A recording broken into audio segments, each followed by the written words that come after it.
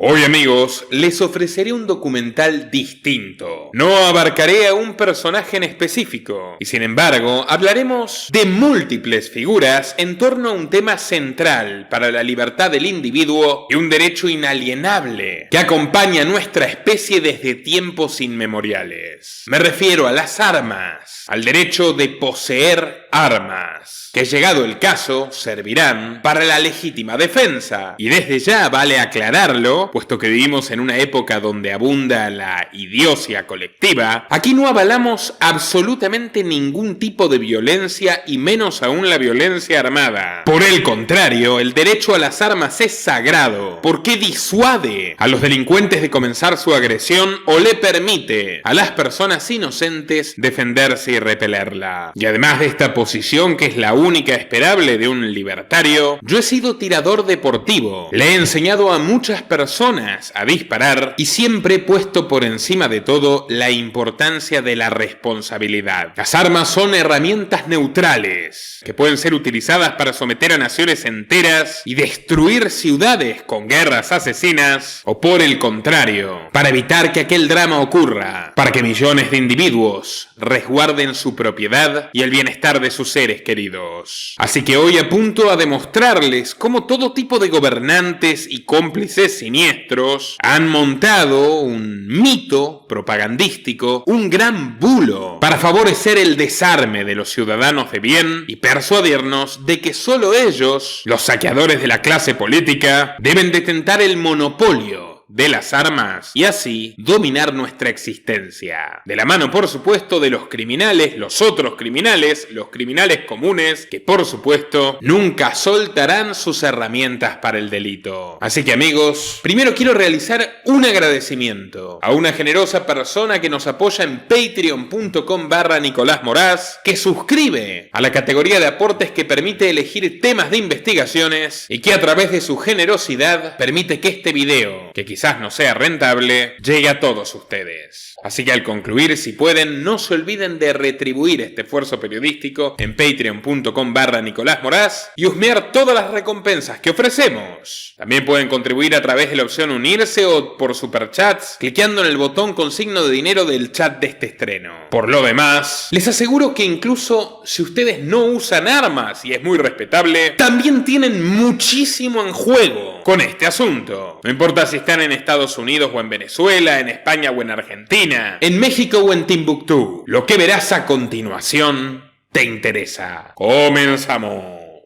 El siguiente contenido se ha realizado bajo los más estrictos parámetros ETSA de YouTube, en un contexto netamente periodístico, educativo y documental. 3 vidas, amigos, 3 vidas y 3 historias que reflejan la desgracia de una era donde la mayoría de los individuos acepta sumisamente entregarle lo más sagrado al gobierno, como si el gobierno fuera apto o eficiente para custodiarlo. Las consecuencias son devastadoras y por sobre todo injustas. María Guadalupe trabajaba duramente en un turno de doble jornada en un local de McDonald's en la ciudad mexicana de Juárez, cuando una tarde de marzo del año 2013 reapareció Carlos Alberto Valderas Castañeda, un abogado de 38 años de edad que trabajaba ni más ni menos que en un juzgado próximo y que siempre la elegía a ella para pedir una Big Mac o un helado McFlurry. Abro cita.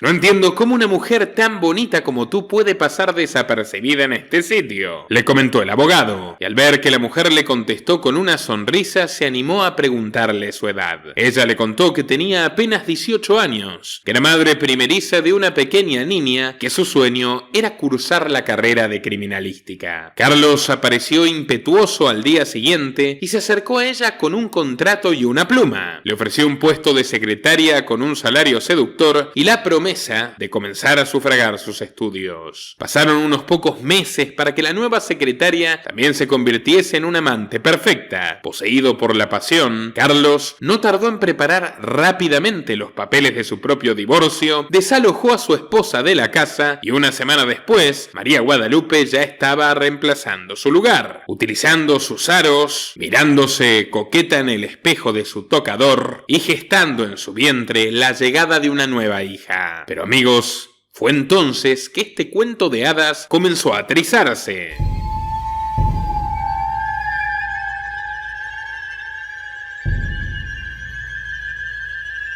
María empezó a ver en Carlos rasgos agresivos. Regresaba a casa borracho y la acusaba a los gritos de no ser el verdadero padre de la criatura, de que ella lo había engañado. Le escondía los vestidos para que no pudiese verse linda, le revisaba los mensajes del teléfono celular y a menudo incluso le mostraba la dureza de sus puños. Gracias a la ex esposa despechada, María Guadalupe descubrió que el abogado también era un delincuente. Tenía frondosos antecedentes penales por amenazas extorsivas y fraude, pero ya era demasiado tarde. Una mañana de octubre, ella le dijo a Carlos que debía ir a la casa de una compañera a realizar un trabajo para la facultad. «No te vas a ningún lado», le contestó el impertinente, con un tremendo hedor a tequila. Ella entonces le contestó que era necesario, que de otro modo reprobaría la materia y no podía darse el lujo de perder un año de la carrera. Carlos entonces se puso furioso y no le creyó. «Tú te vas a acostar con algún p***, tú no me engañas», le gritó ya con una botella amenazante en la mano. Entonces cerró la puerta de la habitación y arremetió a su pareja a palmazo limpio. No vamos a realizar descripciones más explícitas, porque lo que estamos contando lo hacemos en un nítido contexto informativo y educativo, pero pueden imaginarse fácilmente a la pobre mujer, arrodillada y desesperada, agarrando el pantalón de este sujeto entre lágrimas y rogándole que la deje ir. «Me vale madres lo que me digas, tú no vas a ningún lado, eres mía y yo haré lo que quiera contigo», le dijo el canalla señalándose con el dedo. Luego se ufanó de que gozaba de impunidad para aprovecharse de ella, que incluso él decidiría si vería o no mañana, la joven muchacha, la luz del amanecer. Luego se la quitó de encima como si se tratase de un tapado y con paso errático se deslizó a la sala a buscar más tequila. Fue entonces que la muchacha vio en lo alto de la repisa una pistola que él guardaba en una caja de habanos. De hecho, se la había agenciado de un turbio caso vinculado al narcotráfico. Carlos regresó entonces a la habitación y pueden imaginarse para qué tipo de fechoría ya llevaba un martillo en la mano. Pero lo soltó, puesto que en un instante comprendió lo que estaba mirando su víctima, la pistola, y en un abrir y cerrar de ojos, ambos estaban corriendo hacia ella. María llegó antes. «¡Suéltala, suéltala!», le respondió Carlos a los gritos, y le repitió que si no la soltaba, él la utilizaría contra ella. Se abalanzó furioso, y en un chasquido se escuchó la detonación. ¡Pum! Luego un segundo tiro y un quejido de dolor. Su abdomen se tiñó de rojo y a los pocos segundos la propia María Guadalupe, recordemos, embarazada, llamó al servicio de emergencias para ayudarlo, para asistirlo, pero no tenía sentido. El oscuro Carlos Castañeda partió de este mundo a los pocos segundos. Los fiscales, amigos suyos, determinaron que ella lo provocó y condenaron a María Guadalupe a 3 años de prisión por homicidio en riña y, lo peor, 3 años donde perdió la oportunidad de ser madre de sus hijas.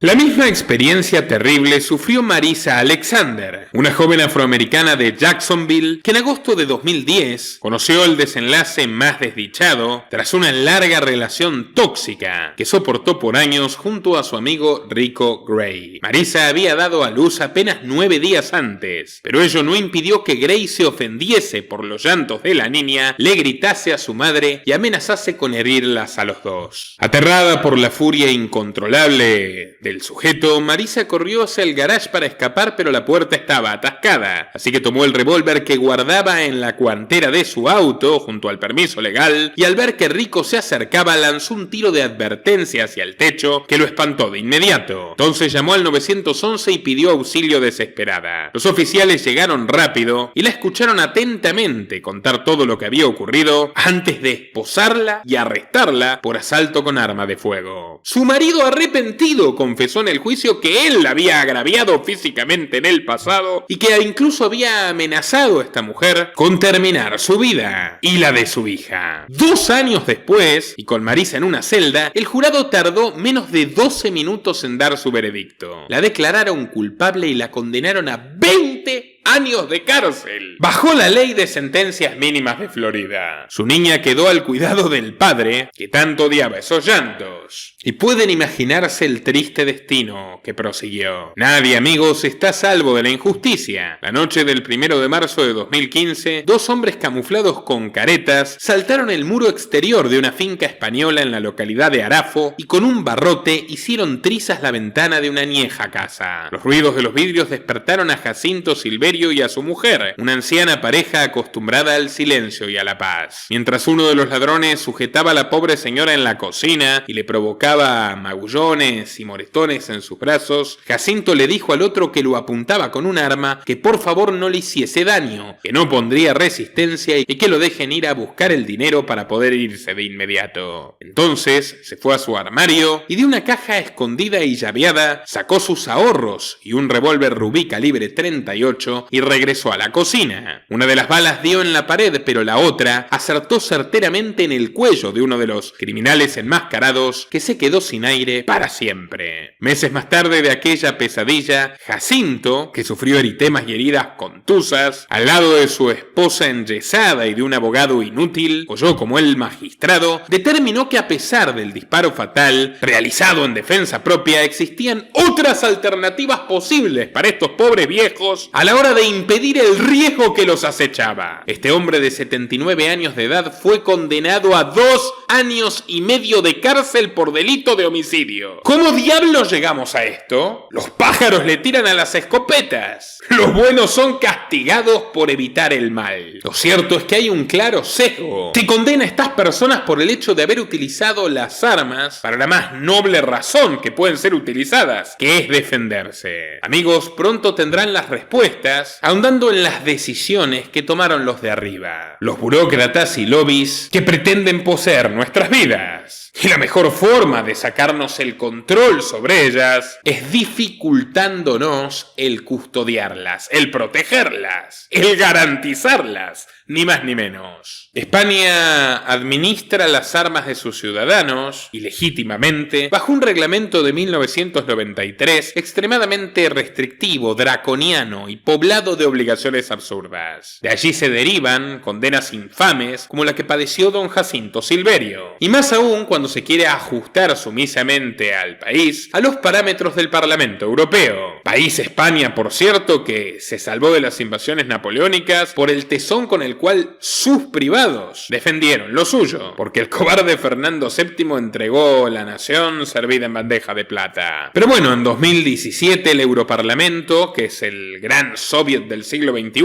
adoptó una directiva para restringir la venta y la posesión civil de armas semiautomáticas. Esta medida antecedía a otras más liberticidas todavía, como regular la temperatura de los aires acondicionados o la prohibición de los automóviles convencionales para el año 2035. No quieren que conduzcas autos, no quieres que refresques o calefacciones tu hogar y no quieren siquiera que puedas defenderte con tus armas. Pero eso sí, Pedro Sánchez sale a declarar la necesidad de reforzar la defensa militar para garantizar la seguridad europea, todo esto pagado con los usureros impuestos de los contribuyentes. Noción que comparte la mismísima presidenta de la Comisión Europea, Ursula von der Leyen, que insiste repetidamente con frases sombrías, como por ejemplo, el tiempo de las ilusiones ha terminado. No obstante, este burdo prohibicionismo, creciente y acuciante, no solamente asfixia al viejo continente. A pesar de que su propia constitución permite la libre portación de armas, México ha sufrido en el último tiempo una serie de reveses en la materia. López Obrador no solo celebró la estricta política de control de los demócratas yanquis en el país del norte. El manejo de las armas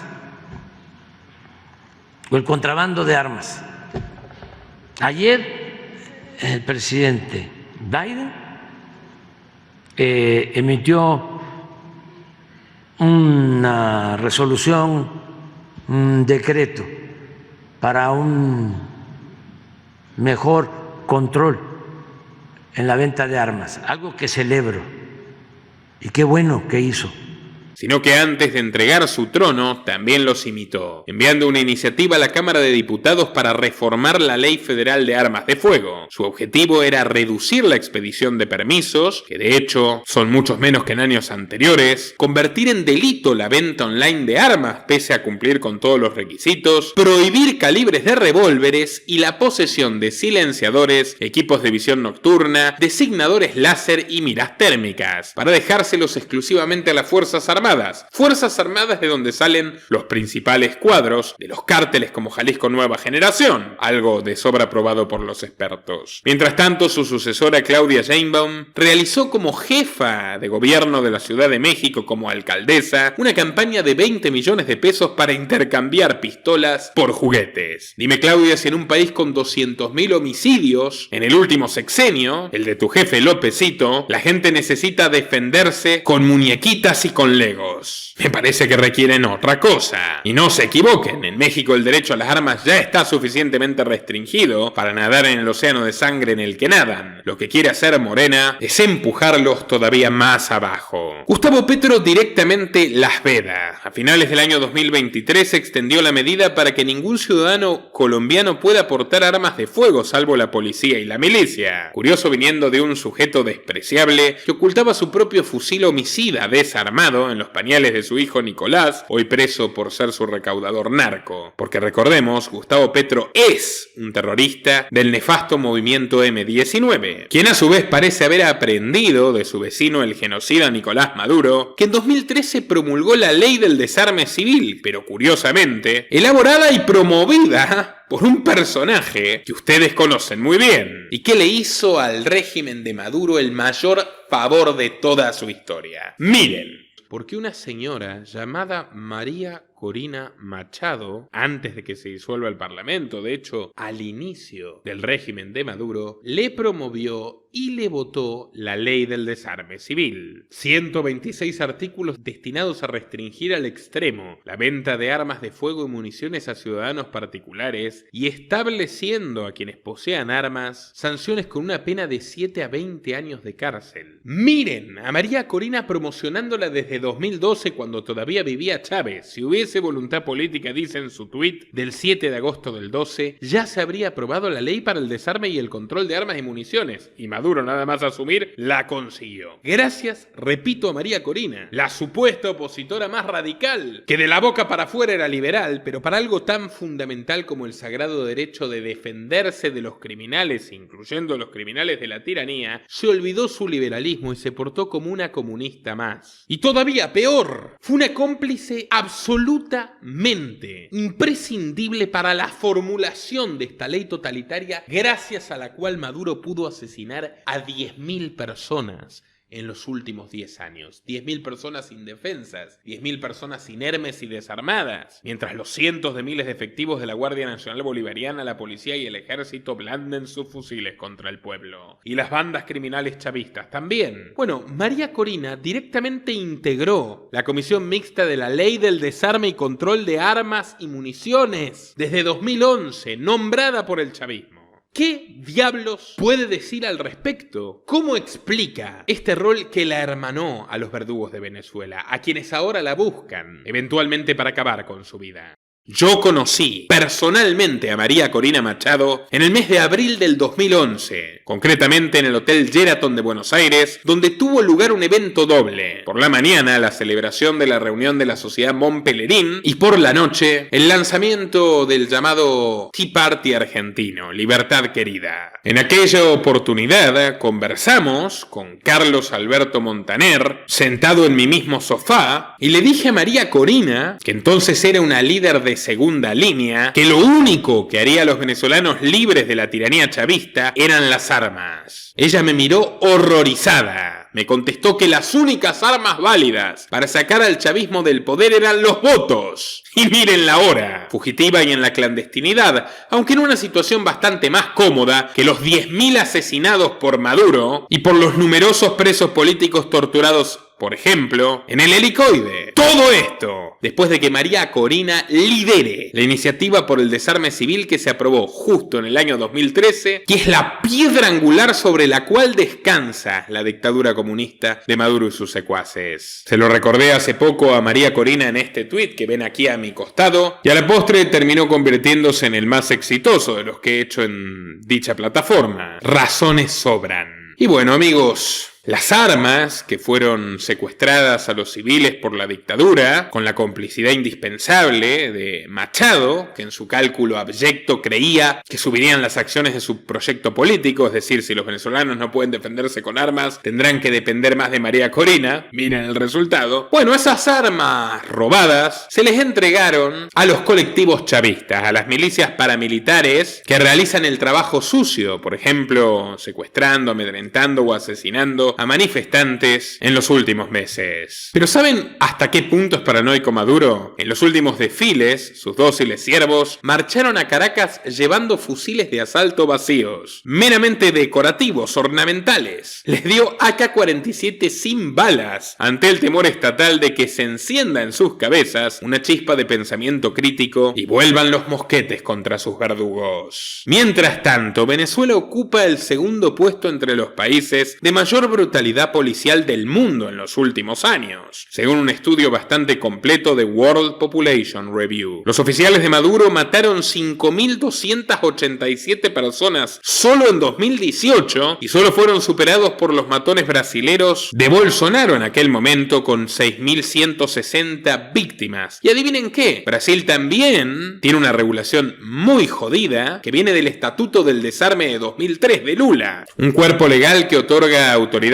plenas a la Policía Federal brasilera para que confisquen armas civiles y que determine legítimo que las personas de a pie puedan portar sus armas fuera de su casa, comercio o granja. Es cierto que Bolsonaro flexibilizó algunas medidas, pero en septiembre de 2022 el ministro de la Corte Suprema, Luis Edison Fachin, invalidó varios de sus decretos y Lula en su tercer mandato, el actual, dio la estocada final limitando un año más tarde la adquisición de cualquier tipo de arma de fuego para protección del hogar. Desde entonces el crimen en Brasil no ha parado de subir. Y fíjense, el Brasil de las armas prohibidas de Lula tiene 23 homicidios por cada 100.000 habitantes, una tasa altísima. Sin embargo, Lula presionó fuertemente al gobierno de Paraguay para que restrinja la importación de armas y municiones y complicar que los civiles paraguayos tengan armas. Paraguay, amigos, emprendió este camino equivocado de la mano de Santi Peña, pero sin embargo, no dejaron de fluir armas y municiones a las armerías, el régimen legal paraguayo siguió manteniéndose laxo, especialmente laxo si se lo compara con otros de la región, y los paraguayos no vieron mermado su derecho a las armas, porque en aquella tierra, hasta la fecha, la libertad siempre se termina imponiendo. ¿Cuál es la tasa de homicidios por cada 100.000 habitantes de Paraguay? Bueno, la han reducido de 9 a 6 homicidios por cada 100.000 habitantes. Y no solo eso, se ha ampliado la libertad de armas para que los jóvenes de 14 años puedan utilizarlas en eventos deportivos debidamente supervisados. Les recomiendo, por cierto, mi documental donde les explico por qué Paraguay es, a mi modo de ver, el mejor país que queda en el planeta para quienes amamos la libertad. Muy recomendado.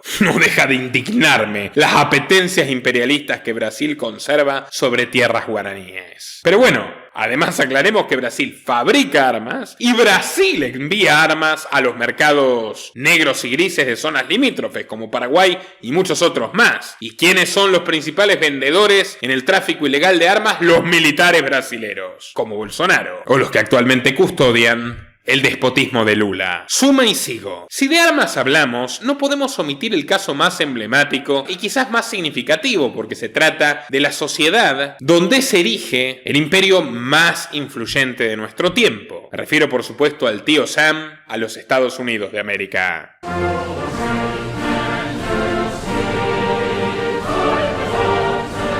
Durante su mandato, Joe Biden firmó órdenes ejecutivas muy controversiales para endurecer el acceso a las armas, mientras su hijo Hunter era declarado culpable de portación ilegal y engañar en su formulario declarando que no era consumidor de drogas cuando lo era. Durante la campaña, todos vimos cómo la sucesora fallida de Joe, la severa fiscal Kamala Harris, se mostraba ambigua y contradictoria cuando se le preguntaba al respecto. En el programa de Oprah Winfrey contó que tanto ella como su vicepresidente Tim Walz Force cargaban con pistolas todo el tiempo. En palabras textuales, sentenció, Kamala, que si alguien llegase a entrar a su domicilio recibiría un disparo de inmediato. I'm a gun owner. Tim Walz is a gun. I did not know that. If somebody breaks in my house, they're getting shot. Yes. Su contrincante Donald Trump fue más efusivo con los portadores y en febrero de 2024 incluso realizó un discurso de campaña en la Asociación Nacional del Rifle donde prometió que cuando regresase a la presidencia protegería la segunda enmienda y nadie pondría un dedo sobre sus rifles. 5 meses después recibió un balazo en la oreja por parte de Thomas Matthew Crooks bajo un atentado cargado de misterio y con un desenlace que aún se torna sospechoso. Sin embargo, Trump no torció el brazo y en su vuelta a la Casa Blanca firmó órdenes para revisar todas las medidas que tomó el gobierno de Biden y Harris en la materia, aunque lo que nadie dice es que Trump también ha llevado adelante prohibiciones de armas en el pasado. Concretamente, por ejemplo, el 20 de febrero de 2018, la BBC informó cómo Trump impulsó la prohibición de los bump stocks, dispositivos que permiten a las armas semiautomáticas disparar como ametralladoras. En otras palabras, las armas de mayor alcance siguen siendo monopolizadas por el gobierno, incluso en el ideario republicano. Desde hace décadas, el debate sobre la posesión civil ha girado en torno al tío Sam y una gran reverencia y aceptación de buena parte de su pueblo al uso privado de armas. A pesar de su mensaje capcioso y su conclusión errada, el documental de Michael Moore, Bowling for Columbine, satiriza de una manera bastante interesante la cultura del gatillo que fascina a tantos estadounidenses. Muestra cómo un banco en Michigan te regala un fusil con la apertura de tu cuenta, muestra cómo un cazador se hirió la columna por hacerle llevar la escopeta a su perro, muestra cómo se reparten calendarios eróticos de mujeres con poca ropa, posando con rifles AR-15 o Remington 870 o un par de pistolas Smith & Wesson, muestra a familias enteras y a niños pequeños o incluso a un hombre ciego yendo a disparar gozosamente a los campos de tiro de sus vecindarios. Yo aclaro que no impugno ni estoy en desacuerdo con nada de esto, pero uno de los ejes interesantes de la tesis de Moore es que cierta obsesión con el uso inadecuado de armas deriva del carácter extremadamente belicista de los Estados Unidos y de la propaganda que a su ejército genocida le hace constantemente Hollywood, algo por ejemplo retratado en las propagandas que utilizaban para reclutar muchachitos y mandarlos a matar y morir a Afganistán e Irak, satirizado por los Simpson. Repite mucho eso. Lo voy a regresar. ¿El tío Sam? Por algo muchos sarcásticos llaman a la nación del norte Disparos Unidos, y entre los argumentos que lo respaldan figura una encuesta del 2020 de la prestigiosa firma Gallup que indicó que el 32% de los adultos americanos poseen al menos un arma de fuego y que el 44%, casi la mitad del país, vive en un hogar donde hay una. Más de 145 millones de norteamericanos tienen una pistola o un rifle al alcance de su mano. Estados Unidos es el único país en el mundo que tiene un mayor número de armas civiles que de personas, 120 armas por cada 100 habitantes según Small Arms Survey. Lo siguen de lejos las Islas Malvinas, Yemen y Nueva Caledonia. Estados Unidos ocupa el segundo puesto entre las naciones con mayor cantidad de muertos por armas de fuego. 37.000 estadounidenses fallecieron en 2018, solo detrás de los 49.000 brasileros y delante de los 26.000 indios. Eso sí, si medimos las proporciones, Brasil, con su prohibición de armas, tiene un problema mucho más grave que Estados Unidos. A pesar de las políticas restrictivas, Biden superó al propio Trump y en 2022 el tío Sam alcanzó las 45.000 muertes por violencia armada. Otro dato que releva que mayores restricciones no disminuyen las muertes. Son tristemente recordados los tiroteos trágicos y masivos, como por ejemplo el del colegio Columbine, el de la Universidad de Virginia Tech, el de la escuela primaria Sandy Hook, el del cine Aurora, el del club nocturno Pulse, el del centro comercial de Highland Park, el del festival de la Ruta 91 o el que fue provocado por una persona trans en la escuela de Uvalde, Texas, donde Madonna decidió realizar un recital no de ayuda a las víctimas, sino precisamente a las personas de la comunidad LGBT. Como dijo el gran escritor libertario decimonónico Mark Twain, es más fácil engañar a un hombre que convencerlo de que ha sido engañado. Para realmente entender el fenómeno estadounidense del gatillo, la cultura del gatillo, debemos suspender los prejuicios y hacernos dos preguntas fundamentales. La primera, ¿es realmente Estados Unidos un país tan violento para dentro de sus fronteras? Y la segunda, ¿esto es culpa de las armas en manos de civiles? Para contestar me mantendré riguroso y acudiré a varios estudios e investigaciones realizadas por organizaciones gubernamentales e institutos de prestigio. Utilizaré datos mayoritariamente del 2017, ya que es uno de los últimos años que ha permitido hacer estudios exhaustivos y recopilar datos diversos y completos de diferentes parámetros sociales. Así que con las propias estadísticas oficiales desmontaremos algunos mitos sobre la fatalidad de las armas civiles. Otra vez, querido algoritmo, el siguiente contenido se ha realizado bajo los más estrictos parámetros EDSA de YouTube,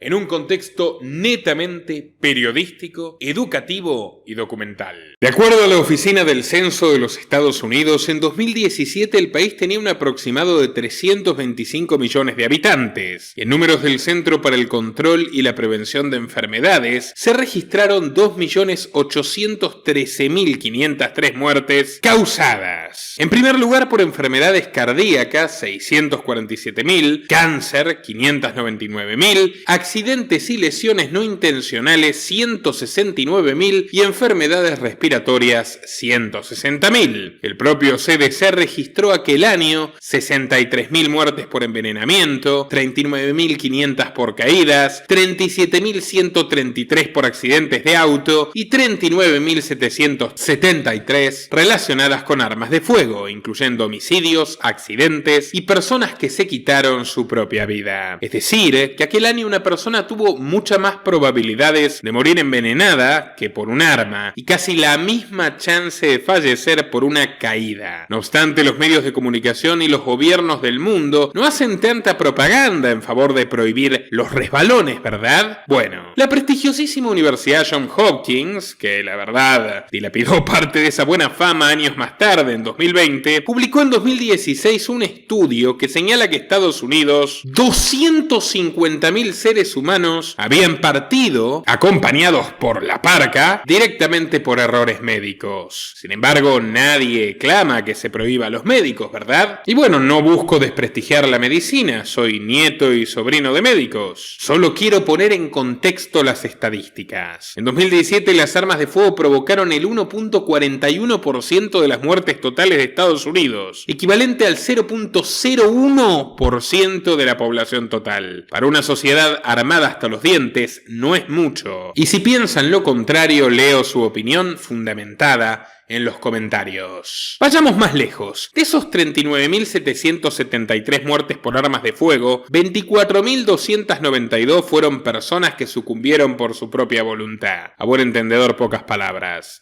Fueron más del 60% de las muertes relacionadas con armas de fuego, ¿ok? O sea, mucho más.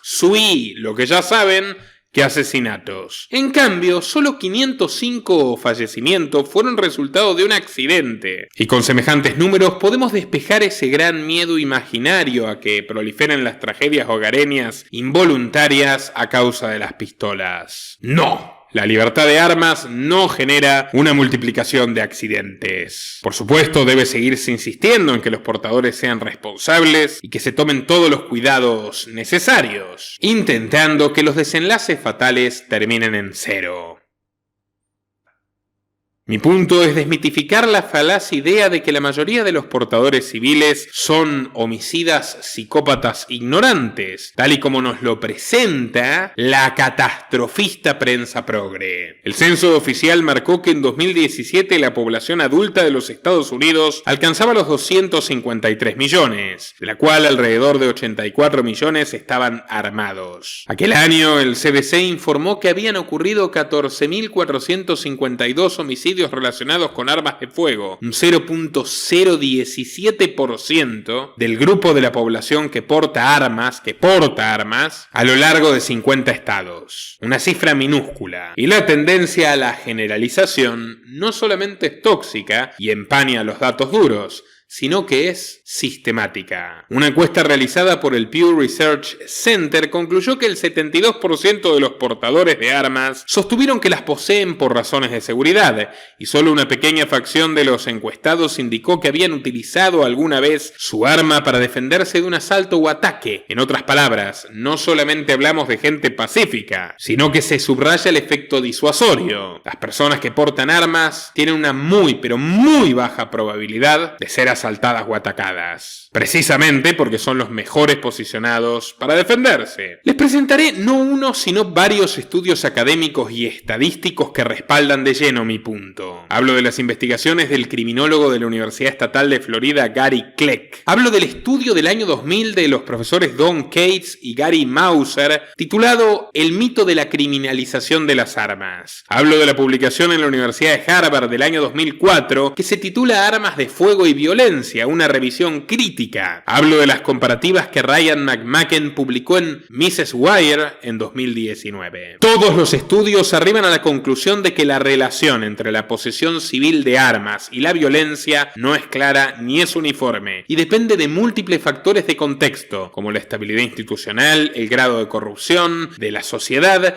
y las características específicas de cada terruño. De hecho, los resultados que arrojaron los hallazgos de los profesores Cates y Mauser señalaron que la disponibilidad de armas de fuego no incrementa la violencia y que las restricciones más severas no reducen inexorablemente la tasa de homicidios. Y esto lo podemos ver reflejado en los estados norteamericanos con datos más actualizados, que emanan del explorador de datos criminales del FBI, la Policía Federal de Estados Unidos. Illinois y Maryland se jactan de tener las leyes de control de armas más estrictas del país. Prohíben la venta de armas de asalto, requieren licencias para porte oculto, le exigen a los compradores que acudan a un curso obligatorio de seguridad y piden un largo y extenuante proceso de verificación de antecedentes penales y de salud mental para todas y cada una de las adquisiciones, incluyendo municiones y transacciones privadas. Pero parece que esto no ha servido de mucho. En 2021, por ejemplo, Illinois, con su hostil capital Chicago, de donde salieron Obama y Podesta entre otros, alcanzó el puesto 10 entre los estados con más homicidios por cada 100.000 habitantes, con un promedio aproximado de 9.1, y Maryland acabó en cuarto lugar con un altísimo promedio de 9.7. En el lado opuesto podemos encontrar estados como Wyoming, Idaho y Utah, con leyes armadas muy laxas, permiten la compra de prácticamente cualquier tipo de arma sin restricción significativa y el porte abierto, open carry, sin necesidad de una licencia. Ese mismo año del que les hablamos, Wyoming ocupó el puesto 38 en la tasa de homicidios por cada 100.000 habitantes, uno de los más seguros del país, y 12 por encima que la hiperrestrictiva California, que ni les cuento lo que es hoy. Hoy California es uno de los estados más violentos de Estados Unidos y es uno de los que menos armas en manos de civiles tiene, guardando proporciones. Utah y Idaho fueron de los más seguros de todos los Estados Unidos, hallándose en los puestos 43 y 45 de un ranking de 50, con tasas de homicidios ínfimas, 2.8 y 2.3 respectivamente, en la línea de Europa.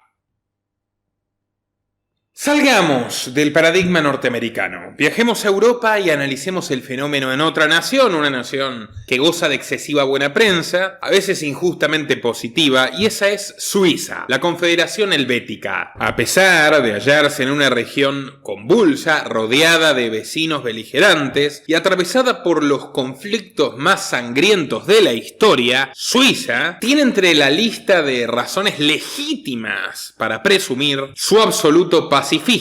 No ha participado de ninguna guerra desde 1815, cuando acabó la furia napoleónica. De hecho, a mí que me encanta la historia napoleónica, puedo dar fe de que a los suizos le metieron el dedo en el ojo y los aplastaron. Hicieron todo lo posible para no pelear, así que la convicción de neutralidad la tenían desde aquella época y antes también. Suiza ni siquiera cayó en la tentación de luchar en las dos guerras mundiales que asolaron a la humanidad, y obviamente fue una decisión sabia. Su postura postura en política exterior ha sido tan honorable que se convirtió en el mejor representante del modelo de la neutralidad armada. Y no por nada se ganó este estatus, que tiene que ver también con no apoyar a países que van a la guerra, que invaden a otros, mantenerse realmente ajeno al derramamiento de sangre. Con una población de 8.8 millones de habitantes, se encuentra entre los 20 países del planeta con mayor proporción de armas en manos de civiles. Según estadísticas de Small Arms Survey, casi 28 de cada 100 habitantes de Suiza son portadores de armas, casi 3 de cada 10. Estamos hablando de 2.332.000 ciudadanos helvéticos. Esto se relaciona a un interesante sistema político, cuanto menos, que obviamente no es desde mi punto de vista ideal, pero es bastante mejor que el de la mayoría de nuestros países. Suiza no tiene presidente, no tiene primer ministro, tiene un consejo federal conformado por 7 ministros que son elegidos por un parlamento de 246 integrantes que representan 26 cantones. Recordemos además que es un país cuatrilingüe, se habla francés, italiano, alemán y el dialecto romanche. Cada cantón tiene su propia constitución, decide su propia tasa de impuestos, tienden a ser competitivas para el paradigma europeo, y al contar con una democracia bastante directa, permite que sus ciudadanos rechacen leyes parlamentarias mediante referéndum. No hay registro obligatorio para tener armas, por eso se sospecha que probablemente sea mayor el porcentaje de suizos que las tienen. Y es cierto que se requiere un permiso, pero no se exige para la mayoría de las escopetas y de los rifles de caza. No solo la cacería está muy arraigada en la cultura suiza, sino también los festivales de tiro como el Schützenfest, que se celebra cada 5 años en una ciudad diferente donde participa toda la familia, padres e hijos, siguiendo la tradición de arquería de Guillermo Tell. Es más, desde el siglo XVII se festeja en Zúrich otro festival impronunciable donde jóvenes de entre 12 y 17 años compiten por quién se corona como el rey del tiro con rifle. No se confundan, no estoy diciendo que Suiza sea un paraíso libertario. Presenta profundos aspectos socialistoides, otros directamente xenófobos, y mantiene el servicio militar obligatorio, que además exige no solamente 1 o 2 años de máxima intensidad,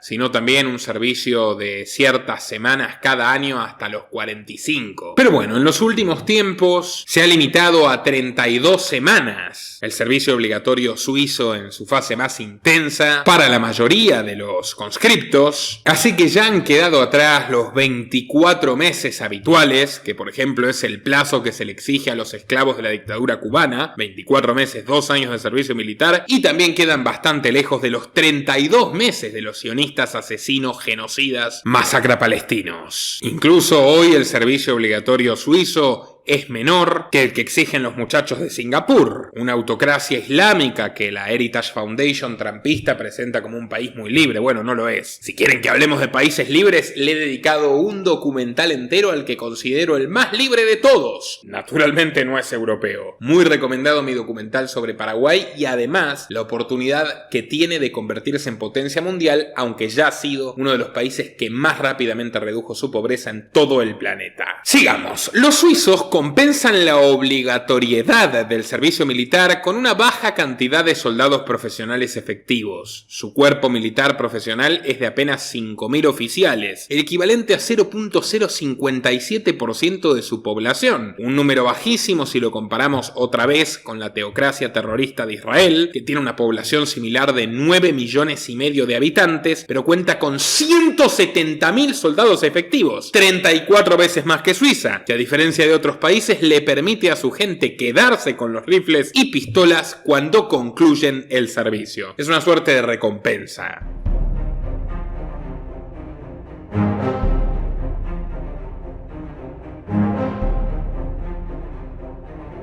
A pesar de que 1 de cada 4 helvéticos está fuertemente armado, y esto es lo más importante, capacitado para usar las armas, su sociedad es, insisto, sumamente tranquila. Según la Oficina de las Naciones Unidas contra la Droga y el Delito, las Naciones Unidas son de los peores delincuentes que hay, pero bueno, en 2021 Suiza tuvo un promedio de 0.5 homicidios por cada 100.000 habitantes, ocupando el 5º puesto entre los países más seguros de Europa. Para que se den una idea, la Francia de Emmanuel Macron marcó una tasa de 1.14, 14, la Ucrania de Zelensky de 3.8, la Rusia de Putin de 6.8, la Venezuela chavista de 16.7 y México de AMLO, con sus proyectos de desarme, 27.1. Bastante ilustrativo, ¿verdad? En otras palabras, los helvéticos armados tuvieron 33 veces menos homicidios que la pobre población inerme del régimen totalitario de Maduro. Suiza prácticamente no ha tenido tiroteos en el último cuarto de siglo, salvo algún caso aislado, como el de Kloten en 2021, que no dejó muertos. ¿Por qué no dejó muertos? Pues todo el mundo está armado y se puede defender. O el de Zug en 2001, cuando un hombre entró al parlamento cantonal y acribilló a 14 políticos. La cara opuesta, el infame reverso de la cultura armada suiza, la encontramos en el lejano oriente. Bajo la feroz dinastía de los Kim, Corea del Norte es uno de los países con menor posesión de armas del planeta, alcanzando cifras estimadas que rozan el 0%. Y digo estimadas porque esta dictadura brutal es tan hermética, tan críptica, que se encarga, naturalmente, de ocultar todas sus cifras oficiales. Pero sabemos por periodistas corajudos, espías y exiliados que lograron huir de esa sociedad cuartelaria que la prohibición para los norcoreanos es total. No existe ningún tipo de licencia ni permiso, y menos aún tiendas donde se pueda vender. Es más, militares y policías dejan sus armas en los cuarteles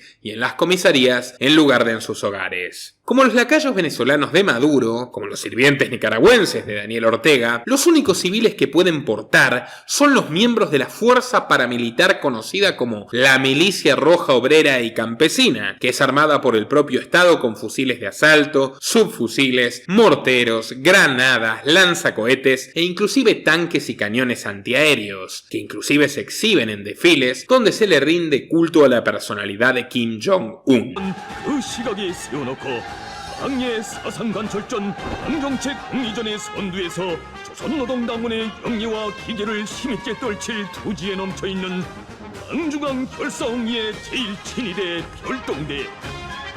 Amigos, Corea del Norte es una sociedad fatalmente militarizada. De los 26 millones de habitantes de su país, 1.2 millones son soldados activos y 7.6 millones aguardan la muerte como reservistas. El 30%, y digo lo de aguardan la muerte porque parte de sus cursos de adoctrinamiento es prepararse para morir por la utopía comunista y la doctrina Juche. Así que bueno, amigos, 30% de la sociedad integra el ejército popular dentro de esta perfecta distopía. Perfecta en su condición de pesadilla. Todos deben alistarse luego de concluir la escuela secundaria. En tanto que las mujeres pasan 5 largos años de servicio, los hombres sufren hasta el doble, siendo entrenados como máquinas crueles y sumisas al gobierno. De hecho, se acostumbra que los conscriptos habitualmente realicen fusilamientos de disidentes. Y no estamos hablando de 5, 10, se pone hasta 30 personas disparándole a un disidente, porque no hay tantos disidentes a los que matar como conscriptos a los que enseñar a matar. Pero en contraste con los suizos, ninguno de los soldados norcoreanos puede llevarse ni una bala a su casa. Es más, poseer un arma ilegalmente es considerado uno de los crímenes más graves y es penado con la muerte, que se aplica también para el hurto, el tráfico de drogas, la traición, el espionaje, la disidencia política, la deserción, la piratería informática y el proselitismo de creencias religiosas, es decir, cualquiera que contradiga la religión de Estado, que es el Juche, una variante del marxismo que es extremadamente personalista, mística y que está centrada en la familia de monarcas absolutos que explota a ese pobre pueblo. El siguiente contenido se ha realizado bajo los más estrictos parámetros ETSA de YouTube, en un contexto netamente periodístico, educativo y documental. Un exiliado llamado Jun Mi-so le contó a la BBC que tenía 11 años de edad cuando vio con sus propios ojos a su vecino siendo arrestado por unos guardias brutales que lo esposaron y lo ataron a un poste. Todo el vecindario fue obligado a presenciar cómo las balas lo atravesaban bajo la polvareda que levantaron los fusiles. En ese espectáculo siniestro, el niño le preguntó a su madre por qué habían castigado al pobre hombre. Por mirar lo que no debía, le contestó ella, lagrimeando. El muerto había sido condenado bajo el cargo de traición a la patria. Ahora, ¿en qué consistió su traición? Bueno, lo sorprendieron mirando una serie surcoreana que por esas ironías se llamaba Stairway to Heaven, Escalera al Cielo. Permítanme decirles, odio la moda de las películas surcoreanas, pero no deja de parecerme bastante excesivo, ¿no? Con aquel fusilamiento, los guardias se encargaron de advertirle al vecindario lo que podía pasarle a cualquiera que consumiese cualquier tipo de ficción extranjera obtenida por el contrabando. Pero amigos, hay peores desgracias todavía, si cabe. Algunos norcoreanos son enviados por años a campos de trabajo forzados que fueron literalmente copiados de los gulags estalinistas. Están ubicados por esa razón en el norte, en las gélidas regiones montañosas. Se estima que el 50% de los jóvenes están allí solamente por haber visto de manera clandestina medios de comunicación del extranjero, videoclips o películas prohibidas. ¿Cómo se llegó a eso? Porque no tienen manera de defenderse. Según la prófuga política Lee Sun-ok, los 200.000 reclusos se someten a tareas perpetuas en las minas y en los cultivos. Muchos desfallecen por el esfuerzo excesivo y los que no intentan evitar la muerte de hambre, la muerte por inanición, peleándose por conseguir alguna semilla perdida en el estiércol de las vacas. Estamos hablando de un estado que incluso decide cómo debes cortarte tu cabello. En 2017, la sociedad más desarmada del planeta dictó una ley que solo permite 15 tipos de peinados distintos para sus habitantes, todos ellos muy similares al que luce Kim Jong-un, pero ninguno idéntico al suyo. De hecho, llevar un peinado igual al dictador es un delito también, puesto que el dictador siempre debe ser diferente. Él es el que se posiciona por encima de todos los demás. Así funciona esta tierra de espanto. Una población subyugada y desarmada bajo un régimen homicida y torturador que contiene un arsenal con más de 50 bombas nucleares y cientos de armas químicas y biológicas prohibidas por distintas convenciones internacionales. Pero no se sorprendan, no es una novedad. Para erigir y sostener su tiranía, todos los estados totalitarios de izquierda y la gran mayoría de los de derecha siempre han necesitado principalmente, prioritariamente, esencialmente, desarmar a sus víctimas.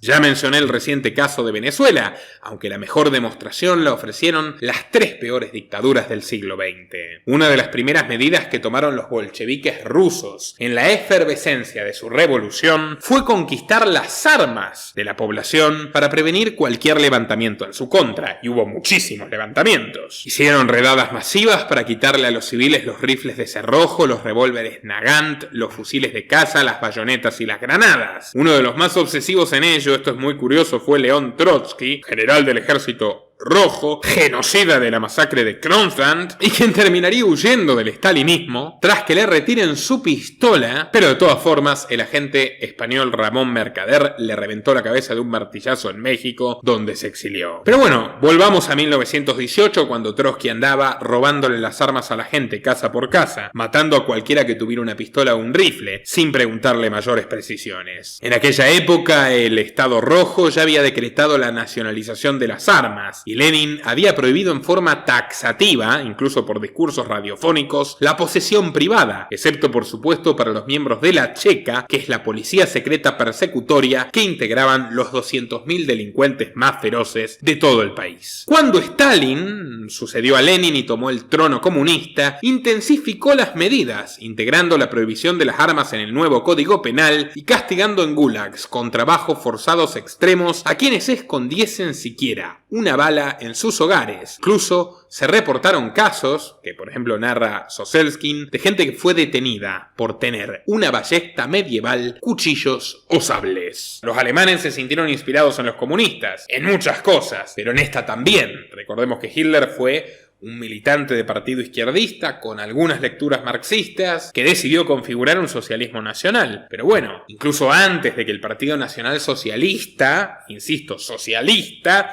ascendiese al poder, la República de Weimar, socialdemócrata, había promulgado en 1928 la Ley sobre Armas de Fuego y Municiones, donde se introdujeron los permisos estatales para restringir la compra solo a personas autorizadas y se estableció el registro obligatorio que le permitía al régimen entrar a los hogares de los portadores. 5 años después, el flamante canciller, Parra Führer, Adolf Hitler, utilizó esta ley para justificar redadas policiales y registrar los domicilios de judíos y gitanos, muchos de los cuales fueron desarmados e inmediatamente ejecutados. Una de las visitas ingratas cayó en una residencia veraniega de Caput, donde descansaba un físico relativista, muy conocido seguramente por ustedes, de nombre Albert Einstein, a quien le confiscaron el único objeto peligroso que llevaba consigo, ríanse, un cuchillo de pan para untar mantequilla. Ya en 1938, al borde de iniciar la guerra más sangrienta de todas, el gobierno nazi reformó a fondo la ley, le prohibió la posesión a todos los judíos y los romaníes y al mismo tiempo autorizó la aportación sin restricción alguna a los miembros del partido. Y ustedes saben perfectamente cómo terminó la historia. En 1949, Mao Zedong repitió este siniestro procedimiento. El Partido Comunista Chino tomó el poder, desarmó a la gente, prohibió la autodefensa, incluso la autodefensa frente a delincuentes comunes, empatía natural, castigó con pena de cárcel y de muerte a cualquier tenedor de armas rebelde y se hizo con el monopolio absoluto y efectivo de la violencia armada. Las consecuencias fueron devastadoras. Entre Hitler, Mao y Stalin se cargaron a 100 millones de almas, hombres, mujeres y niños que no tuvieron la posibilidad de defenderse porque en forma premeditada se la arrancaron. De todas formas, amigos, no crean que los demás gobiernos hayan sido mucho mejores. Hasta la democracia más antigua del mundo, comillas, tan elogiada por muchos autoproclamados liberales, más que erráticos, contuvo sus episodios tremendamente liberticidas. Cuando todo comenzó, la reciente nación americana estaba llena de promesas. Inspirados por el gran Thomas Paine, en diciembre de 1791 el resto de los padres fundadores, nada ejemplares, como si lo fue él, ratificaron la Carta de los Derechos, The Bill of Rights, que añadió las primeras 10 enmiendas de la Constitución norteamericana. Se garantizaban la libertad de expresión, de prensa, de religión, el derecho a un juicio justo y la protección legal contra castigos crueles, incautaciones arbitrarias y multas excesivas. En la famosa segunda enmienda constitucional se declaraba lo siguiente: no se infringirá el derecho del pueblo a poseer y portar armas. Eran palabras honradas, palabras venerables, pero desde un primer momento ya estaban contaminadas de injusticia, porque en el pueblo no incluían a los esclavos ni a los indios, a diferencia de las nociones liberales ilustradas de Thomas Paine, que vaya que incluían a todas las personas, indistintamente de su raza o religión. El siguiente contenido se ha realizado bajo los más estrictos parámetros ETSA de YouTube, en un contexto netamente periodístico, educativo y documental. Ambos grupos fueron abordados como extranjeros peligrosos o directamente, en el caso de los esclavos, como objetos inanimados. Y tiene sentido si analizamos con ojo crítico a los padres fundadores. Por caso Jefferson, que se dedicaba sistemáticamente a sus esclavas, que aborrecía el libre comercio y la sociedad de clases industrial europea, porque a él no le gustaban las clases, donde se puede ascender o descender, le gustaban los estamentos, donde todo está prefijado desde la cuna. Él era algo así como un señor feudal en las colonias inglesas. Por otra parte, en 1779, el general esclavista George Washington había liderado una campaña militar que derivó en el asesinato de cientos de iroqueses, quemando más de 40 aldeas neoyorquinas y expulsando a las familias indígenas que en el exilio perecieron por hambre y frío. Mientras Washington se hizo conocido para los indígenas como el destructor de ciudades, los próceres norteamericanos lo condecoraron convirtiéndolo 10 años más tarde en el primer presidente de la República, que continuó con su brutal limpieza étnica. De hecho, llegó a movilizar al ejército para buscar una esclava fugitiva suya propia, que luego fue mutilada. Este es el origen sangriento de Estados Unidos. Thomas Paine, imprentero inglés que había arriesgado la vida y perdido todo su patrimonio, luchando por la noble gesta de la libertad americana, aborrecía esta evolución dramática. Y de hecho, más tarde Jefferson le terminaría sugiriendo que se vaya de los Estados Unidos, porque los puritanos esclavistas que habían tomado el control no lo consideraban un huésped digno,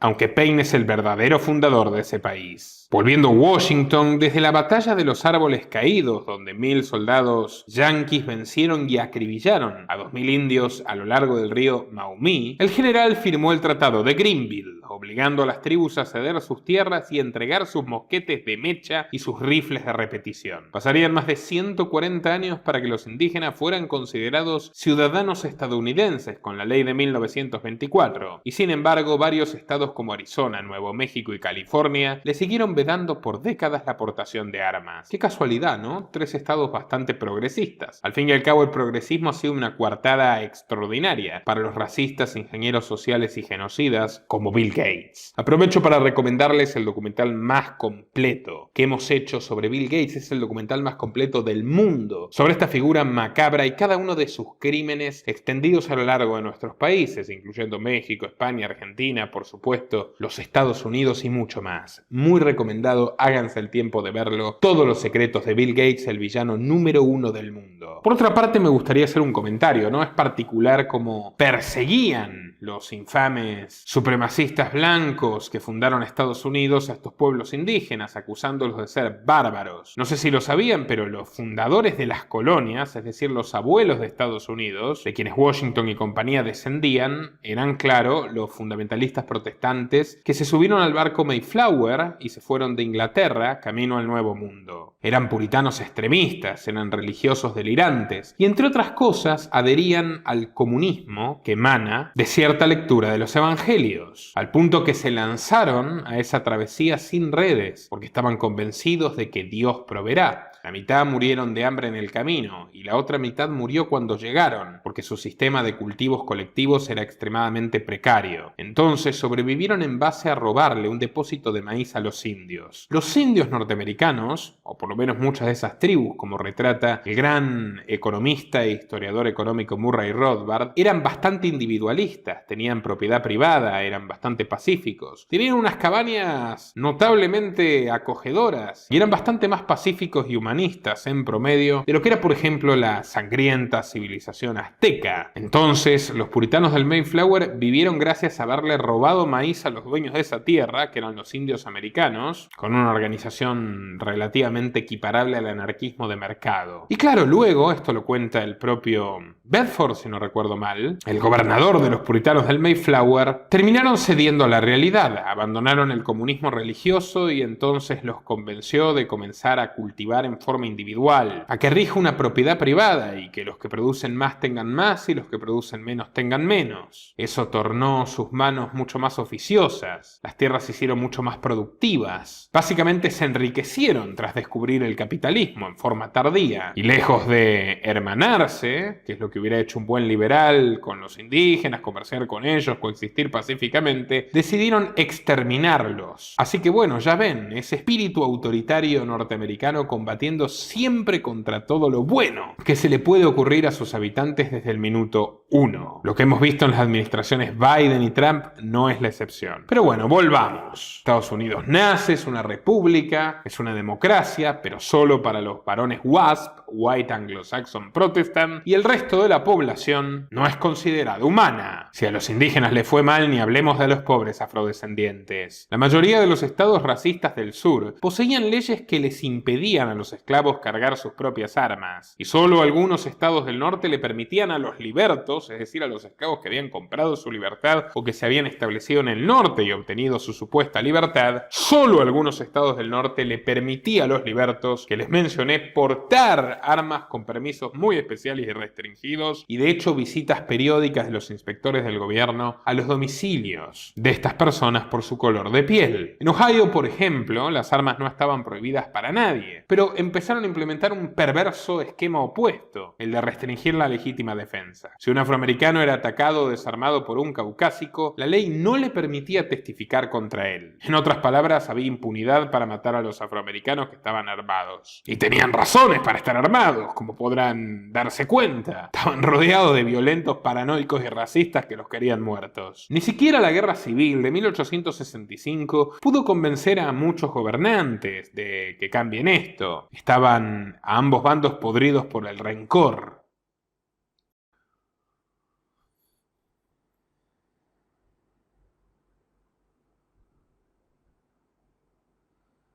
Tanto en el norte como en el sur había cierto consenso para desautorizar la compra de armas y municiones por parte de ex esclavos. Recordemos que el norte realmente no buscaba abolir la esclavitud, eso fue un vulgar pretexto. Buscaba imponer los productos de sus industrias incompetentes al sur y quedarse con el algodón del sur en forma más barata, restringiéndole el libre comercio con Europa. Por otra parte, los sureños eran esclavistas, que hay peor que un esclavista. Nada, por tanto fue una guerra de malos contra malos, y los buenos, los que realmente lucharon para liberar a los esclavos, fueron asesinados, como por ejemplo el capitán libertario John Brown, que tomó el rifle él y sus hijos y se fue a liberar esclavos por su cuenta, o su abogado, el heroico Lysander Spooner, que explicó formidablemente la ficción de la Constitución americana en Sin Traición, la Constitución sin Autoridad, gran abogado antiesclavista, que de hecho elaboró una poderosa defensa de los esclavos fugitivos que sirvió para que muchos de ellos se salven antes de la Guerra de Secesión, o William Lloyd Garrison, que pacíficamente se presentaba pueblo por pueblo del sur, plaza por plaza, brindando discursos incendiarios y completamente lógicos, plagados de humanidad en favor de la libertad de los esclavos, y lo metían en una celda una y otra y otra y otra vez. Esos son los verdaderos héroes de Estados Unidos, esos son los verdaderos responsables de haber abolido la esclavitud, no Lincoln, que era un autócrata. Pero bueno, la incorporación de la enmienda 14 en la Constitución americana, garantizándoles la igualdad ante la ley a los ciudadanos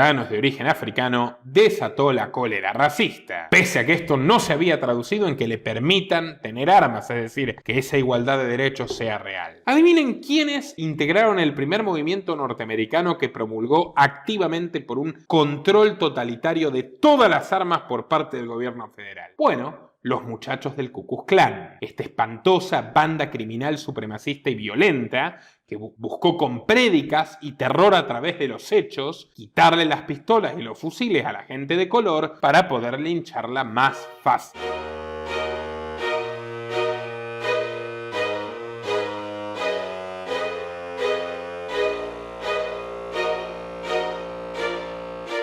El odio del Ku Klux Klan alcanzó el apogeo un sórdido domingo de Pascua de 1873, cuando se tornaron confusos los resultados de una elección local en la pequeña localidad llamada Colfax. Mientras un grupo de civiles y milicianos de color esperaban ansiosos en las afueras, la facción del demócrata John McEnery celebró la victoria en el Palacio de Justicia de la parroquia de Grant. El problema es que el bando republicano de William Kellogg también fue reconocido victorioso. La caótica discusión fue interrumpida de repente por bandas paramilitares demócratas del Ku Klux Klan que se presentaron con rifles y un pequeño cañón de 4 libras que podía disparar balas de hierro. Uno de ellos, llamado Dave Paul, miró a los politicastros locales y proclamó a viva voz: "Chicos, esta es la lucha por la supremacía". Así comenzó un tiroteo que acabó con la vida de 153 hombres, mujeres y niños afroamericanos y constituye la más grande masacre racista de la época de la llamada Reconstrucción.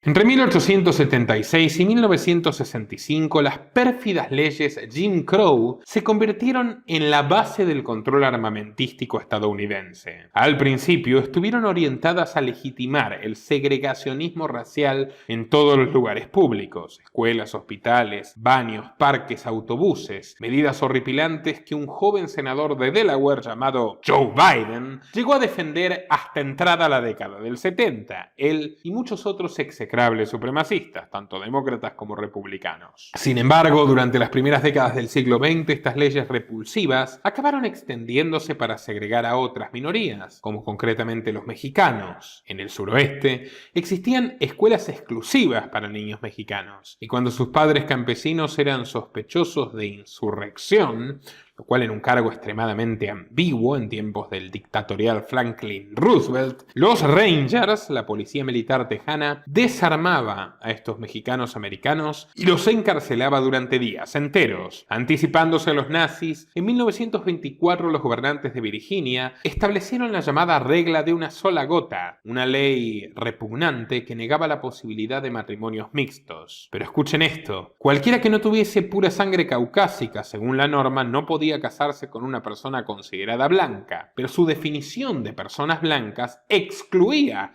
a inmigrantes caucásicos como los italianos del sur, los griegos, los armenios, los judíos y los eslavos. Los asiáticos la pasaron todavía peor, nunca les permitieron tener armas y estaba impedido que siquiera transporten cuchillos de cocina en la costa oeste. Y durante la Segunda Guerra Mundial, el tiránico Roosevelt metió a 120.000 ciudadanos estadounidenses de origen japonés en campos de concentración a lo largo de toda California, Colorado, Arizona, Utah y Arkansas. Es más, el psicópata Roosevelt instó a los países latinoamericanos como Perú, Brasil o México a que envíen a sus propios japoneses y muchos de ellos aceptaron. Una mancha infame. Eso no te lo cuentan las películas de Hollywood, ¿verdad? Bueno, no puede sorprendernos que Homer Cummings, el fiscal general de Roosevelt, incluso intente impulsar un proyecto de ley para exigir el registro nacional de todas las armas de fuego, junto con un impuesto altísimo que equivalía al salario semanal de un obrero. Buscaban sentar las bases de la prohibición absoluta. Sin embargo, el comienzo de la Guerra Fría distrajo al gobierno, que se concentró en la persecución de cualquier disidente, acusados muchos de comunistas, aunque Roosevelt era mucho más comunista de todos ellos, y de hecho Roosevelt le copió a Hitler una manía por confiscarle el oro a los ciudadanos, y con él comenzó el luego llamado macartismo, que por ejemplo obligaría a irse del país al liberal libertario Charles Chaplin. Sí, ese magnífico artista que tanto hizo por la industria cinematográfica norteamericana.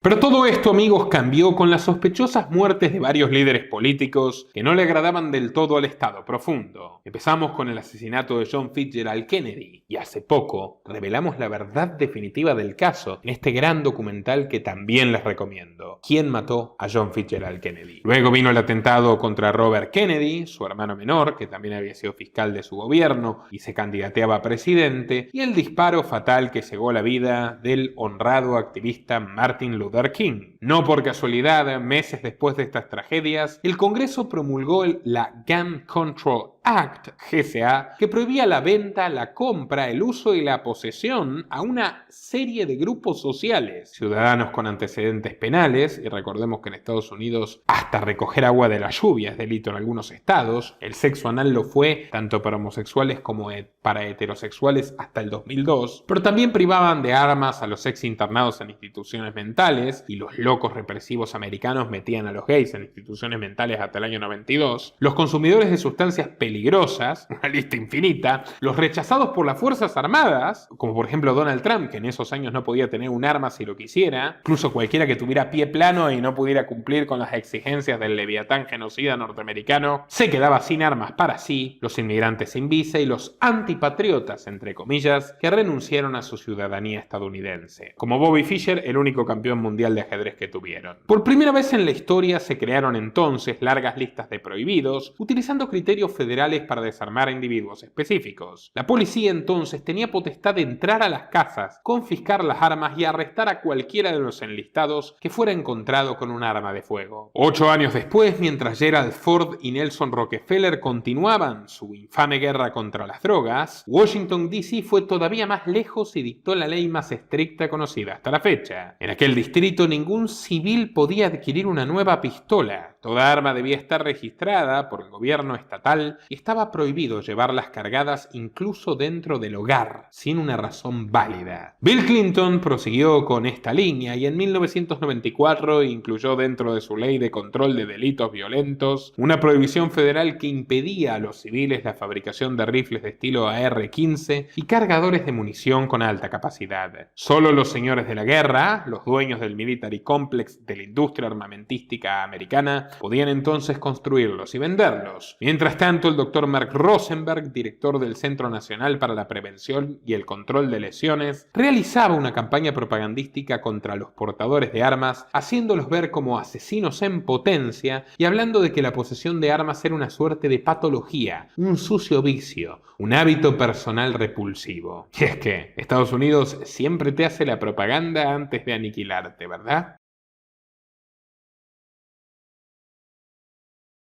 En enero del año 2013, el presidente Barack Obama anunció que buscaría más fondos para que el Centro Nacional para la Prevención pudiera seguir investigando sobre el control armamentístico. Y así fue como se multiplicaron una serie de estudios completamente capciosos e influenciados para poder obtener una base, entre comillas, científica que justificara por qué la gente corriente no debía ser portadora, vinculando la posesión de armas a vectores de enfermedad. Como patologizaban la homosexualidad en la era conservadora, patologizan las armas en la era progresista. Básicamente, un típico uso de psiquiatría represiva, algo de lo que saben mucho no solo los norteamericanos, sino también lo supieron los nazis y Stalin. Pero Obama no solamente se limitó a la estigmatización, también propuso un aumento de impuestos del 500% a las municiones y votó a favor de una legislación para prohibir todas las armas de asalto e incluso las armas anticuadas que se usaban para cazar pájaros, como escopetas de doble cañón y de apertura automática. No prosperó, pero estamos hablando del mismo hombre que se convirtió en el presidente estadounidense que más bombas arrojó en la historia de la humanidad. Más de 26.000 cayeron en Siria, Irak, Afganistán, Libia, Yemen, Somalí y Pakistán, acabando con la vida de millones de hombres, mujeres y niños. Aquí está el centro de la cuestión, la respuesta definitiva a la gran pregunta. La verdadera violencia estadounidense no proviene principalmente de sus ciudadanos, sino de sus gobernantes y de su sanguinaria política exterior, que además viene acompañada de una cultura a la guerra y a la opresión imperial, que la venden como una defensa de la libertad y la democracia en el mundo.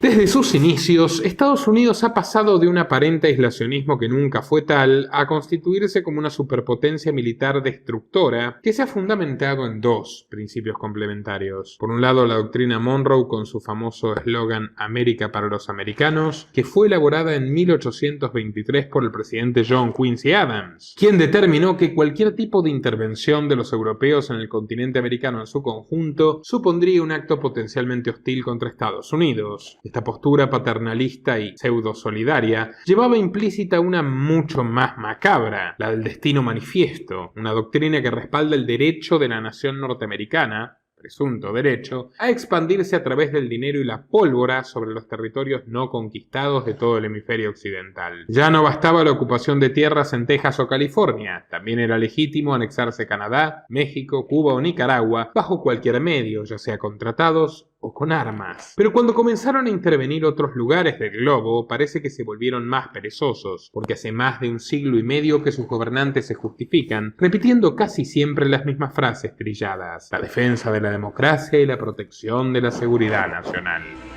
And there is very grave danger that an announced need for increased security. I will not yield. I will not rest. I will not relent in waging this struggle for freedom and security for the American people.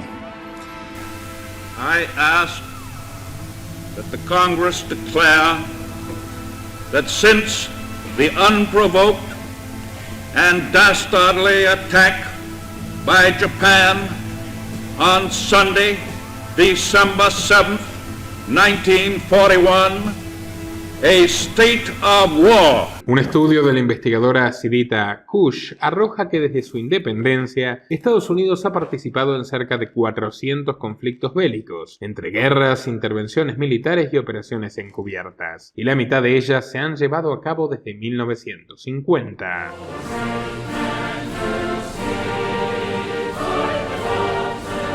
Enumerarlas nos llevaría un arduo tiempo, pero podemos recordar la Guerra de México de 1846, los golpes de Estado en Nicaragua, Honduras y Cuba, la guerra contra España, las invasiones a Puerto Rico, Guam y Filipinas, que lideró William McKinley, un mandatario que Trump ha admirado abiertamente en público, y nadie olvidará las cruciales apariciones de la Primera y Segunda Guerra Mundial, en la Segunda donde Roosevelt ocultaba sus campos de concentración y Harry Truman ordenó la erradicación atómica de los civiles desarmados de Hiroshima y Nagasaki. Luego vinieron las guerras de Corea y de Vietnam, en la que Richard Nixon autorizó al bombardeo de inocentes en Camboya. Su secuaz principal, Henry Kissinger, orquestó las alianzas secretas con las dictaduras asesinas de Guatemala, Chile y Argentina. Después llegaron ambas guerras del Golfo, el sospechoso atentado del 11 de septiembre, la invasión a Afganistán y los negocios turbios de George Bush y Dick Cheney, que fueron sucedidos por la triada carnicera de Obama, Biden y Hillary Clinton, quienes intervinieron en Libia y bombardearon Siria, partes de África y hasta el día de hoy Yemen. En la actualidad persiste el apoyo armamentístico a la Ucrania de Zelensky más allá de la retórica, y Estados Unidos ha intervenido en más de 80 países a lo largo de su historia. Y sin embargo, hasta la fecha, no se ha condenado por crímenes de guerra a ninguno de los 45 presidentes que pasaron por la Casa Blanca, a pesar de que su país posee una de las tasas de encarcelamiento más altas del planeta Tierra. Pero claro, ¿quién se atrevería a esposar al líder del imperio más poderoso? El tío Sam necesita la guerra, se nutre de ella. Hace décadas que es el gran amo y señor de las armas que matan, no de las que defienden, de las que matan a inocentes. Para que puedan cobrar dimensión,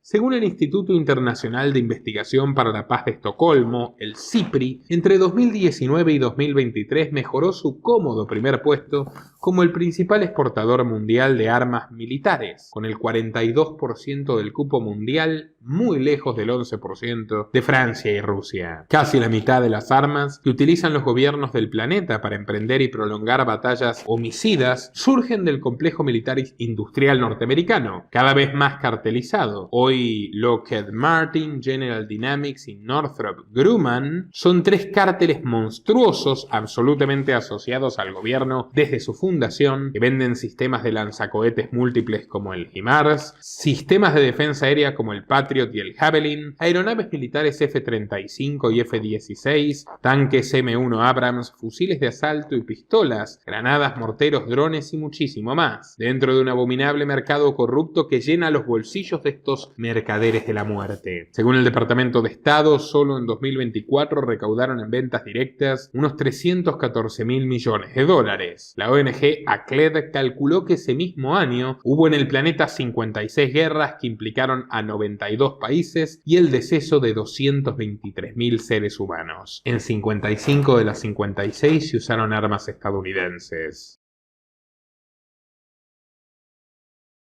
Entonces, ¿por qué hay más preocupación en prohibirle las armas a los civiles que en impedir estas guerras provocadas y comerciadas por el gobierno más asesino del mundo? Literalmente el gobierno de Estados Unidos es la organización que más gente ha asesinado de las que siguen en vigencia. Nada se le asemeja. ¿Por qué un tiroteo en un pueblo lejano de Mississippi causa mayor pavor que un bombardeo en Palestina, que es 20 veces o 50 veces o 200 veces más mortífero? La política necesita de un arma poderosa para poder funcionar: la propaganda. Estados Unidos no solamente es el señor de la guerra, es además la sociedad del espectáculo. A nadie le sorprende que sea la nación con la mayor cobertura mediática. Posee sus imponentes agencias de noticias, Associated Press, Bloomberg, Reuters, New York Times, Washington Post, Fox News, ESPN, CNN de Ted Turner. Alberga a Silicon Valley y a Hollywood en el mismo estado, de hecho. Las mismísimas mecas del cine y la tecnología: Google, Netflix, Amazon, Microsoft, Disney, Apple, Twitter, Instagram, WhatsApp. Todas compañías que deciden la información que fluye a lo largo de tu computadora, tu celular, tu televisor. Ellos definen nuestra realidad y la distorsionan a su divino capricho. Deciden cuándo y cómo incluso brindarnos la información o la desinformación. En tiempos de guerra activa, como ocurrió en la era de Bush, una cobertura bélica invadió los noticieros y los periódicos con la especial complicidad de CNN y de Fox, que mostraron una versión patriótica del ejército norteamericano, enfatizando su heroísmo, ocultando sus infamias y, particularmente, colaborando con la mentira de las armas de destrucción masiva de Saddam Hussein que jamás existieron. La investigación de Philip Hammond, titulada The Media War on Terrorism, explota cómo la TV desempeñó un papel crucial, validando las políticas bélicas luego del 11 de septiembre, y develó que las narrativas suelen ser más unilaterales al principio, al igual que en 2020. Pero cuando la paz es relativa, o cuando la guerra empieza empieza a aburrir y a estancarse, los medios mágicamente se olvidan y ponen el foco en crímenes internos y en tiroteos masivos. Esto no solo lo digo yo. Un estudio de la Universidad de Princeton en el año 2011 llamado Soft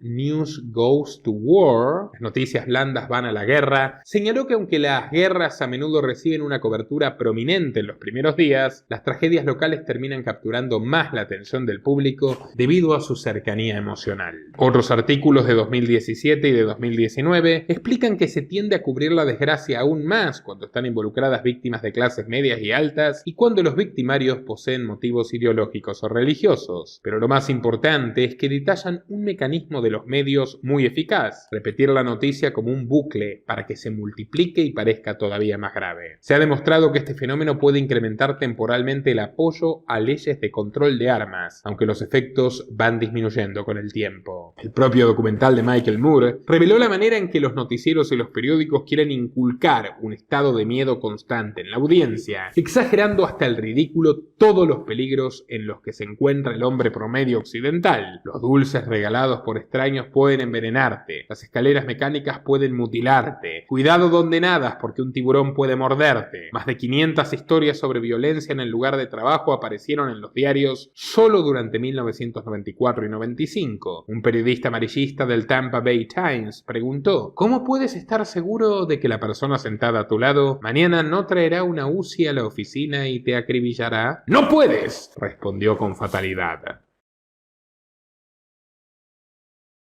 Norteamérica ha logrado convertir los delitos domésticos en un show mediático masivo, un verdadero género cautivante, el true crime. ¿Cuántos documentales, series y películas podrán hallar en Netflix o HBO sobre padres que asesinan a sus hijos, hijos que asesinan a sus padres, adolescentes que matan a sus amigos, novios que terminan con sus novias, detectives que persiguen a homicidas, psicópatas que confiesan sus crímenes, etcétera, etcétera, etcétera? Excelentes, mediocres o bizarros, les puedo asegurar que se estrenan mucho más este tipo de ficciones cargadas de morbo que películas y documentales donde se critica al imperialismo estadounidense y su negocio militar armamentístico. Esto explica por qué muchos perciben que hay más cantidad de jóvenes desequilibrados disparando en sus escuelas que soldados estadounidenses ametrallando inocentes en otros países, cuando es deliberadamente falso, y a los segundos los llaman héroes. Esto explica por qué el Estado quiere que consideremos más peligroso a tu vecino, que tiene una pistola en su placar para protegerse de los ladrones, que a los ladrones políticos que le piden a tus hijos que se enlisten a un ejército asesino. ¿Para qué? Para matar a los hijos de otro. El problema no son las armas en sí mismas, sino el uso que se les da. Un hombre no debería ser condenado por el hecho de poseer un revólver, así como no se condena a quien tiene en su hogar un cuchillo o un hacha. De hecho, como les he detallado, los crímenes cometidos por civiles son apenas un minúsculo porcentaje en relación a las ingentes cantidades de muertos que los gobiernos y sus cómplices provocan con balas y bombas. El Estado es el monopolio de la violencia y lo seguirá siendo mientras los sometidos no tengamos el derecho a disputarle las armas. Los invito a compartir este video en todas sus redes y grupos. Quiero agradecer a la mecenas que lo hizo posible y recordarles que desde patreon.com/Nicolás Moraz, entre otras cosas, pueden elegir temas de investigaciones. Patreon.com/Nicolás Moraz es nuestra comunidad privada y ofrece recompensas desde tan solo $3 mensuales de aporte. Así que patreon.com/Nicolás Moraz para solventar al periodismo libre. También pueden apoyarnos a través de la opción unirse de YouTube, Superchats, Bitcoin o si están en la Argentina a través de Mercado Pago con los enlaces que figuran en la descripción y en el comentario fijado. Sin más que decir, estimados amigos, me despido hasta una próxima ocasión. Nuestro trabajo depende de tu apoyo.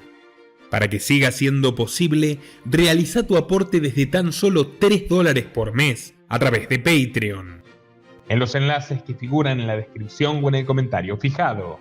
También podés hacerlo vía Bitcoin o desde la opción Unirte de YouTube. Y si estás en Argentina, elegí el medio de pago de tu preferencia a través de Mercado Pago. Quienes nos apoyen en Patreon a partir de $5 mensuales tendrán acceso a análisis, entrevistas, conferencias y documentales exclusivos. También tenemos opciones para sponsors. Así que publicita con nosotros a través de patreon.com/Nicolás Moraz.